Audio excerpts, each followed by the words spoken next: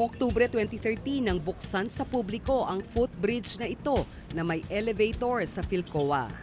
Ito ang ipinalit ng Department of Public Works and Highways o DPWH sa luma at sementadong overpass dito.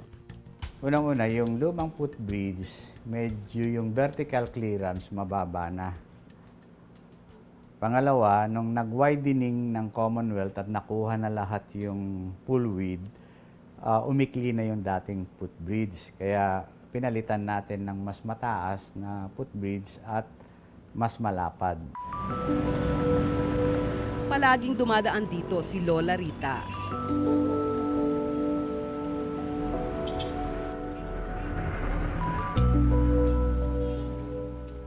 Kay Kapitan, para magupit ako. Kasi pinapapunta niya ako, magupit sa kanila. Naminto ako dito kasi napagod na yung paa ko. Kahit 66 anyos na si Lola Rita, tuloy pa rin siya sa pagbabanat ng buto.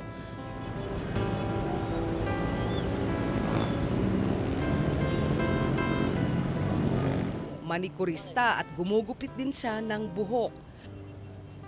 Araw-araw nagpupunta siya sa kanyang mga suki. Kasama sa ruta niya ang pag-akyat sa footbridge na ito sa Philcoa. 300 piso pataas kada linggo ang kita niya. Nahihirapan na sa pag-akyat ng hagdan si Lola Rita. Araw-araw, babaakyat. Pag galing ako doon, lalakad ako. Hinto. 2 beses ako magpahinga, kaya 3. Pagdating naman dyan sa baba, papahinga uli ako. Pag galing ko sa baba, kasi nananakit na itong binti ko. Malaking tulong sana ang elevator na ito sa footbridge. Ang problema ay hindi ito gumagana. Ano yan? Ang tagal naman magawa yan. Napapagod na ako. Mga namamahala nito, kumari lang po, ano nyo na lang, gawain na. Kasi kawawa naman yung may mga diferensya pa na hindi na kayang umakyat. Ang elevator sa footbridge ay para sa mga matatanda, buntis at may kapansanan.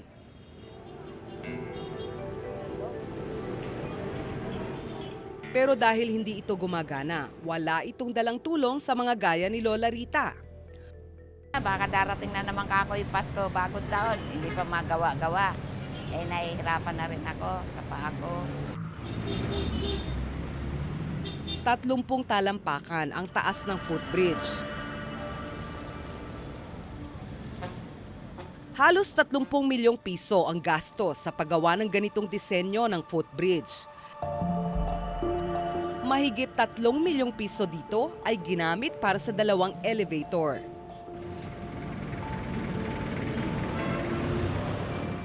Kahit minsan hindi pa nagagamit ang elevator na ito.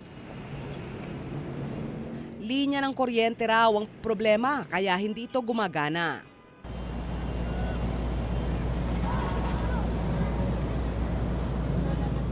Inabutan pa namin noong nakaraang taon na inaayos na ang elevator at kakabitan na raw ng kuryente.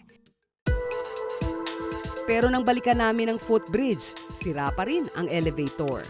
Dapat lang gumagana kasi ginagastos ng gobyerno tapos anong silbi yan kung di gumagana?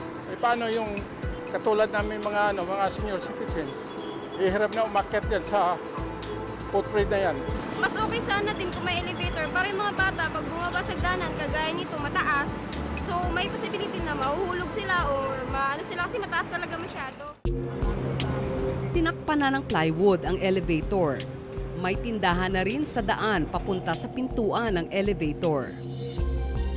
Ayon sa DPWH Quezon City 1st District Engineering Office, nitong Enero 2015 ay hiniling nila sa Meralco na kabitan na ng kuryente ang elevator.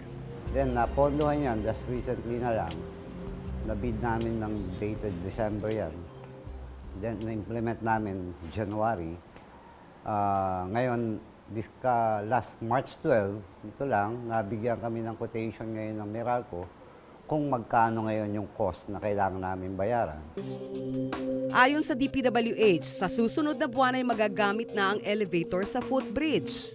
Within a month, pwede na namin, ikabit yun. Within a month. Once na nabayaran na namin.